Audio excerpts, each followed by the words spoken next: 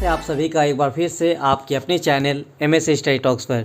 तो झारखंड में नौकरी या शिक्षा से रिलेटेड तमाम जानकारी आपको इस चैनल पर मिलता रहेगा। चैनल को सब्सक्राइब कर लीजिएगा और प्लीज़ इस तरह की जानकारी अपने दोस्तों को शेयर जरूर करें।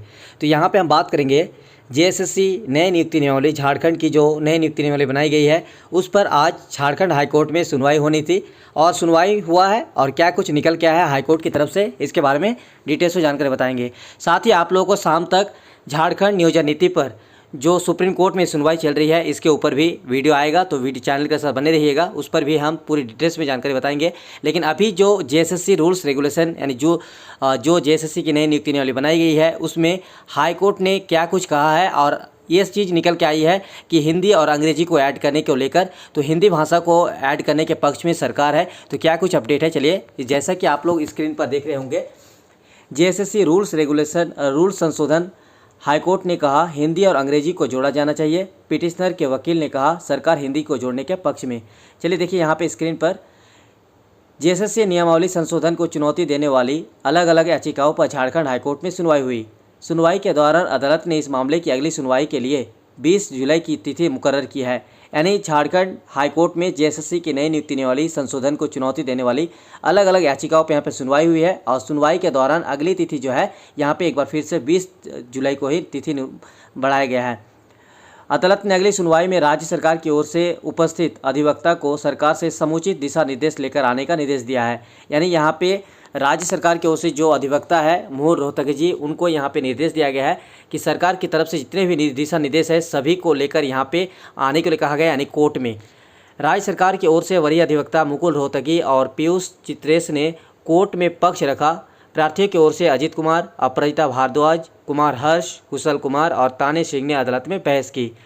उसके बाद देखिए हिंदी को किस आधार पर हटाया गया। देखिए सुनवाई के दौरान कोर्ट ने पूछा हिंदी भाषा झारखंड में सबसे ज़्यादा बोले जाने वाली भाषा है, तो इसे किस आधार पर हटाया गया। जिस पर मोहन रोहतगी ने अदालत में मौखिक रूप से कहा कि हम हिंदी भाषा को वापस जोड़ने के लिए तैयार हैं। वही कोर्ट ने भी ये जानना चाहा कि आरक्षित श्रेणी के अभ्यर्थियों को मिले लाभ के बाद भी यह सुविधा किस प्रावधान के तहत दी गई।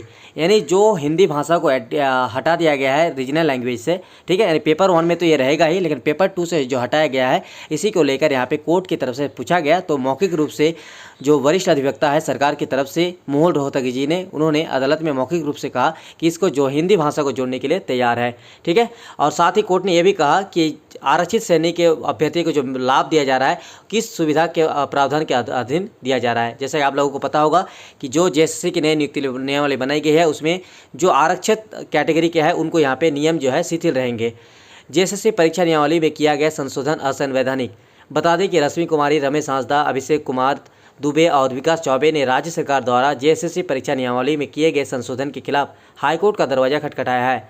याचिकाकर्ता द्वारा अदालत में दाखिल की गई रीट में कहा गया है कि JSSC परीक्षा नियमावली में किया गया संशोधन असंवैधानिक है और इससे वे प्रभावित हुई है। प्रार्थी रश्मि के मुताबिक उन्होंने 10वीं की परीक्षा झारखंड में पास किया है, जबकि इंटर की परीक्षा दूसरे राज्य में की है, लेकिन 1932 के खतियान के आधार पर अंचल से स्थानीय आवासीय का सर्टिफिकेट भी प्राप्त है। इसके बावजूद मैं JSSC की परीक्षा में शामिल होने से वंचित हूँ। इससे मेरे मौलिक अधिकारों का हनन हो रहा है। इसके साथ ही प्रार्थी ने हिंदी पेपर को हटाए जाने की भी चुनौती दी है। तो यहाँ पे झारखंड नई नियुक्ति नियमावली पर सुनवाई हुई है झारखंड हाईकोर्ट में। तो सब कुछ आप लोगों को डिटेल्स में जानकारी बता दिए हैं। तो बाकी और भी कोई इन्फॉर्मेशन आएगा तो आप लोग इस चैनल के माध्यम से मिलता रहेगा। चैनल के साथ बने रहिएगा और बस इतना ही कहना चाहूँगा कि दोस्तों को इस तरह की जानकारी शेयर जरूर कीजिए ताकि सभी तक इस तरह की जानकारी पहुँचता रहे। तो चलिए नेक्स्ट वीडियो में मिलते हैं, तब तक के लिए शुक्रिया।